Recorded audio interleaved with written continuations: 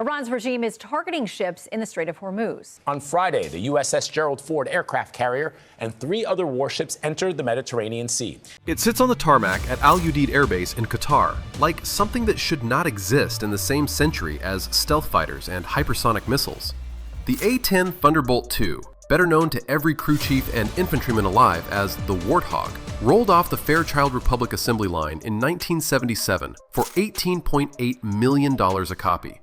49 years later, a flight of 6 of them is being loaded with AGM-65 Maverick missiles and 1,174 rounds each of 30mm depleted uranium ammunition. Total cost of the airframes and their ordnance coming to roughly $120 million. Their mission this morning is to hunt Iranian fast attack boats in the Strait of Hormuz, small fiberglass hulls that cost the Islamic Revolutionary Guard Corps Navy about $50,000 each. A $120 million package chasing $50,000 speedboats. That is the math that keeps the Strait of Hormuz open. The date is March 27, 2026. The time is 0437 local. The sky over Qatar is still black. Ground crews finish loading the last Warthog and clear the runway. Engines spool. The first A-10 begins its takeoff roll, burning jet fuel at roughly 750 gallons per hour across 2 TF-34 turbofans that produce a combined 18,000 pounds of thrust. Not much. That is the point. The Warthog does not need speed, it needs time. And time over target is what the 390 nautical miles between Al Udeid and the narrowest choke point of the Strait of Hormuz will give it in abundance. Roughly 4 hours of loiter at 300 knots indicated airspeed, flying slow enough to see the wake of a single rigid-hulled inflatable boat from 3,000 feet. 24 hours earlier, something far heavier left from far further away. At Whiteman Air Force Base in Missouri, 7,500 miles to the west, a B-2A Spirit stealth bomber lifted off runway 01 left, carrying 2 GBU-57 massive ordnance penetrators, each weighing 30,000 pounds. That is 60,000 pounds of guided, earth-penetrating munition strapped into a single aircraft whose unit cost the United States Air Force approximately $2.13 billion in 1997 procurement terms. The B-2's mission was not the strait itself, it was what fed the strait. Deep beneath the granite ridgeline running parallel to the Iranian coastline, roughly 9 miles north of the port city of Bandar Abbas, the IRGC had spent 22 years excavating a tunnel network designed to shelter newer anti-ship cruise missiles, the Iranian reverse-engineered copy of China's C-802, and its longer-range cousin, the Qadr, which carries a 200-kilogram warhead out to 300 kilometers at about 20 feet above the waterline. Every tanker passing through the 21 nautical mile wide shipping lane at the narrowest point of the strait was inside the Qadr's engagement envelope. Every single one. Iran did not need to close the strait physically, it just needed the world to believe it could sink whatever came through. The B-2 flew for 16 hours with 3 aerial refuelings from KC-46 Pegasus tankers staged out of RAF Fairford in the United Kingdom, each tanker burning through 10,700 gallons of JP-8 per sortie.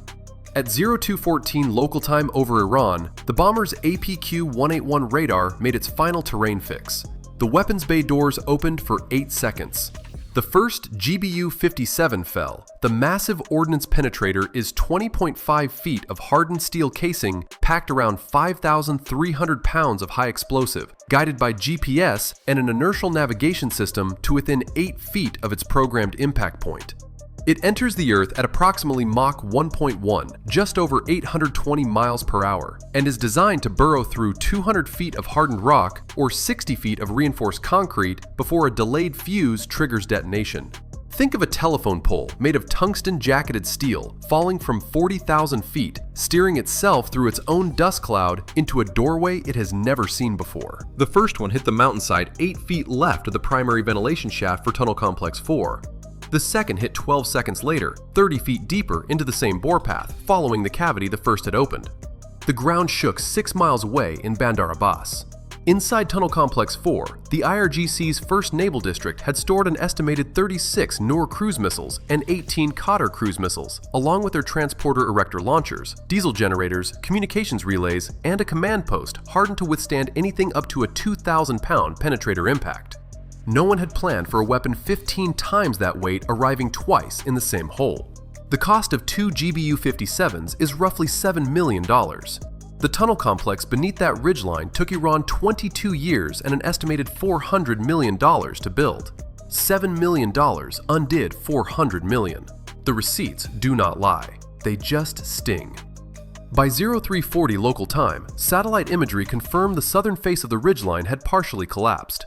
Secondary explosions continued for 90 minutes as stored missile fuel and solid rocket boosters cooked off underground. Smoke rose from 3 of the 5 ventilation shafts. The other 2 were no longer visible. The ridge had swallowed them.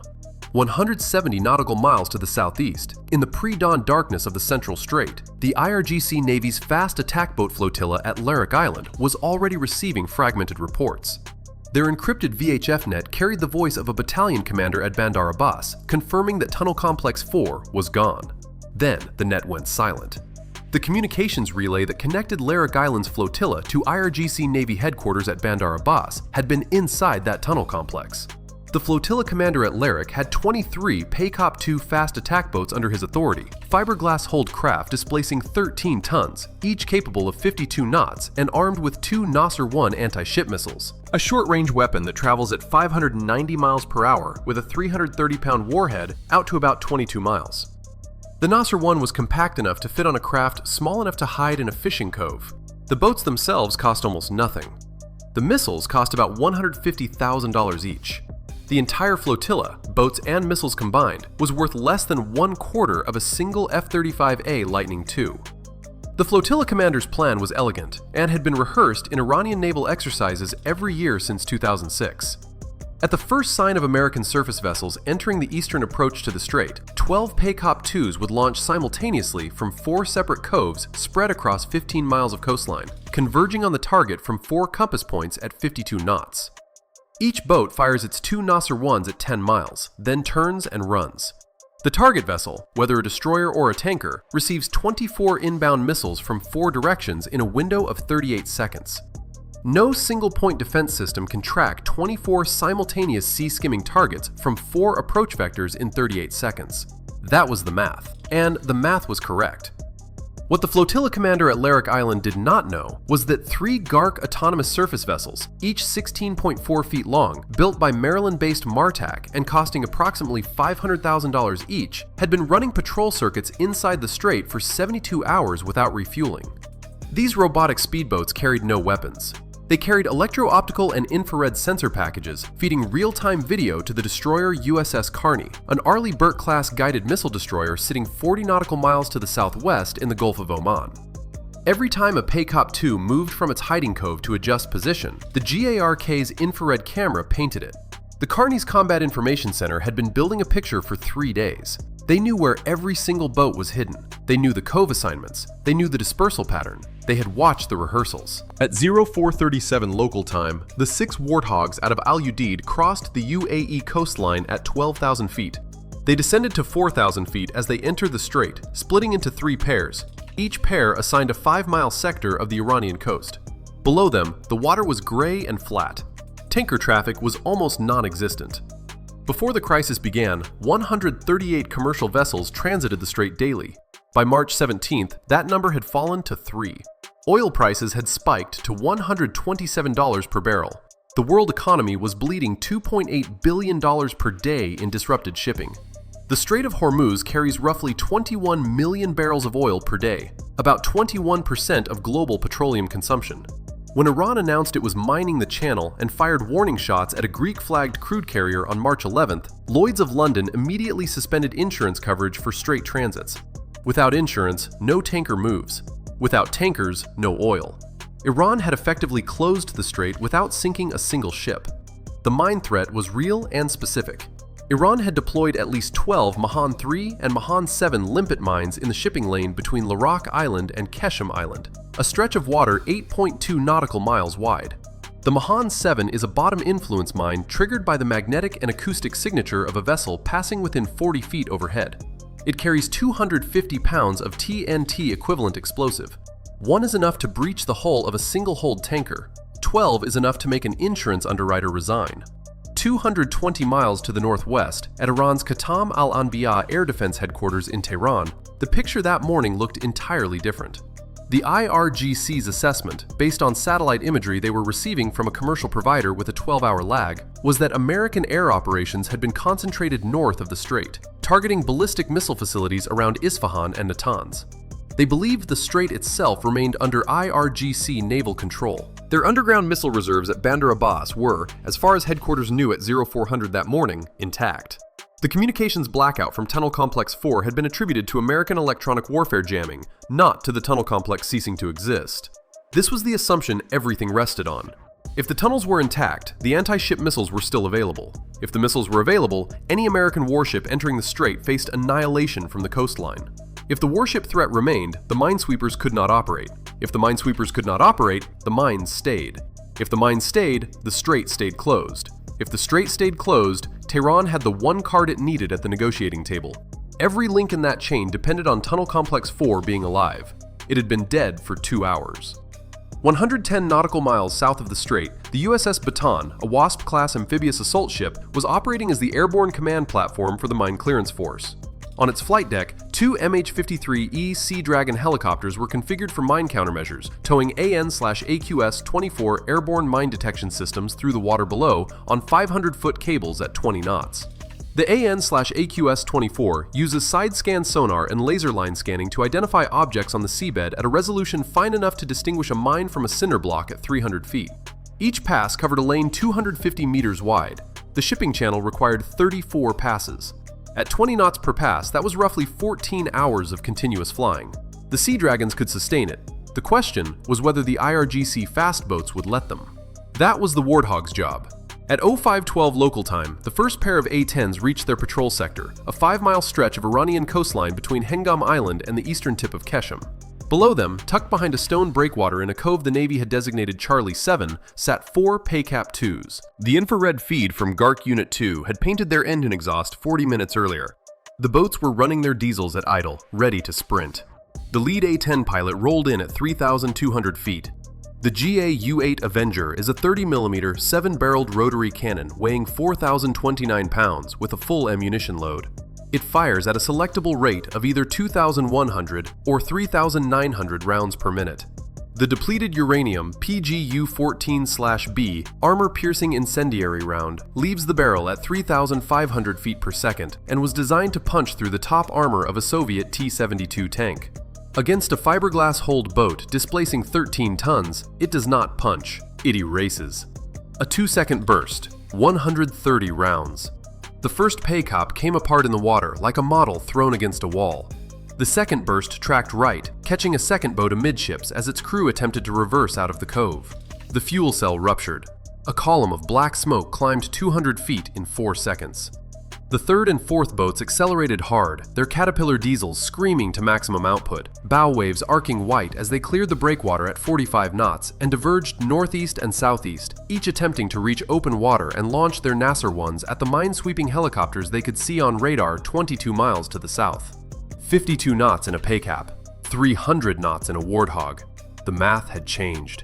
The second A-10 in the pair dropped to 1,800 feet and fired an AGM-65D Maverick, an imaging infrared-guided missile with a 125-pound shaped charge warhead traveling at 715 miles per hour.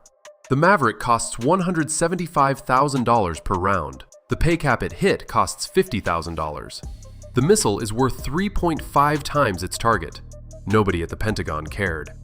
The boat detonated as its own Nasser-1 missiles cooked off in the blast, producing a secondary explosion visible 12 miles away on the bridge of a UAE Coast Guard vessel. The fourth PACAP reversed course and ran for the coast. It made it 700 meters before a 2-second burst from the lead Warthog's cannon turned it into a debris field no larger than a parking space. 4 boats, 90 seconds. $200,000 of Iranian naval assets converted to floating splinters by aircraft older than the crews flying them.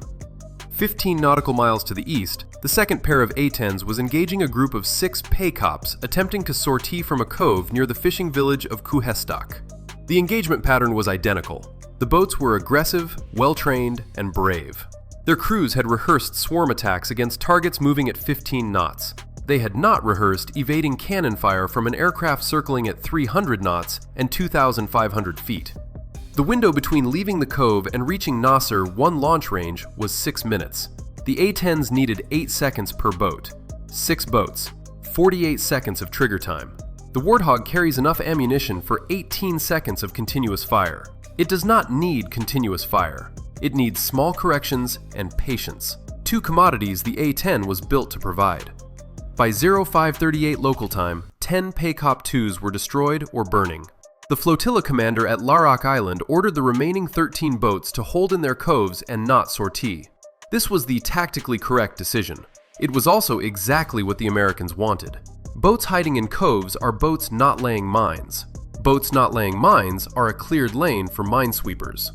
The Warthogs did not need to kill every boat. They needed to make every surviving boat afraid to move. Fear, delivered at 3,900 rounds per minute, is remarkably persuasive.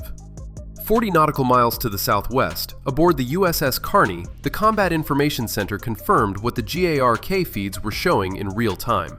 No IRGC surface movement within the strait. The mine clearance corridor was open.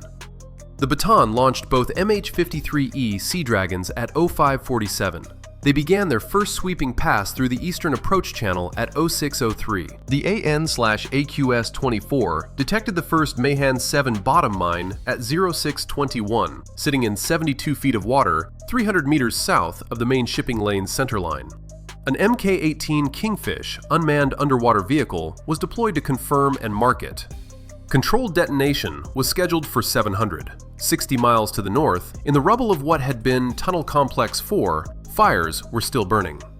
A second B-2 sortie, launched from Whiteman 14 hours after the first, had struck Tunnel Complex 2, located 4 miles west along the same ridgeline.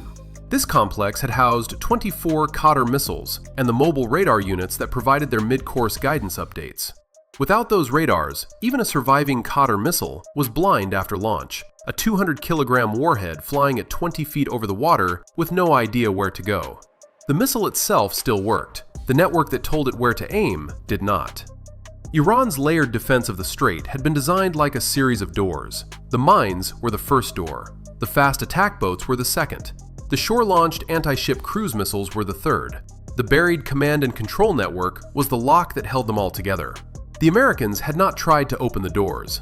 They had removed the hinges. At 0710 local time, 2 AH-64E Apache Guardian attack helicopters launched from the flight deck of the Baton and took station 5 nautical miles ahead of the minesweeping corridor. Each carried 16 AGM-114R Hellfire Romeo missiles, a radar-guided variant with a tandem shape charge warhead designed to defeat reactive armor, now repurposed for killing small boats. The Hellfire costs $117,000 per missile. It was designed to kill a $4 million tank. Today, it was insurance against a $50,000 speedboat. The economics of asymmetric warfare only work in one direction, Iran's direction. At 0734, one of the GARK autonomous boats detected an acoustic anomaly 14 nautical miles northeast of the sweeping corridor. A submerged Ghadir-class midget submarine, one of Iran's 23 domestically built diesel-electric boats displacing 120 tons, running at 3 knots at a depth of 90 feet. The Ghadir carries 2 heavyweight torpedoes and was the one platform the IRGC had not committed to the fight until now. The submarine's captain had orders to attack the minesweepers. The data relayed from the GARK to the Carney in 4 seconds. The Carney's SQQ-89 undersea warfare suite confirmed the contact, classified it as hostile, and the ship launched a single RUM-139 VLAS-ROC, a vertically launched anti-submarine rocket that carries a Mark 54 lightweight torpedo to the target area at Mach 1 over a range of up to 14 nautical miles. The ASROC cost $1.6 million. It covered the 14 miles in just over 60 seconds. The Mark 54 torpedo entered the water 800 meters from the Ghadir, acquired the submarine's acoustic signature, and closed the distance in 22 seconds at 40 knots. The detonation was recorded by the GARK's hydrophone at 0736. A 120-ton submarine carrying a crew of 18 and 2 torpedoes, destroyed by a weapon that began its morning as a canister sitting. The airframe did not care. It had been designed for exactly this kind of flying. Low, slow, monotonous hours punctuated by 2-second bursts of extraordinary violence. At 1347 local, the IRGC attempted its final gambit. 3 PACAP-2s, running without radar or radio to avoid detection, launched from a cove on the southern tip of Keshem Island and sprinted due south at 52 knots toward the minesweeping corridor. they had been ordered to fire their Nasser-1 missiles at the MH-53E helicopters, then beach themselves on the Omani coast if they survived.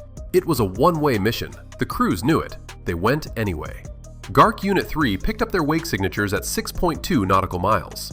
The data reached the Carney in 3 seconds. The Carney relayed to the Apache pair, call-signed Trident 11 and Trident 12, hovering at 800 feet 4 miles south of Keshem.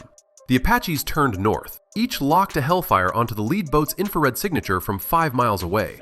2 Hellfires launched simultaneously. 2 hits 14 seconds later. The lead boat ceased to exist.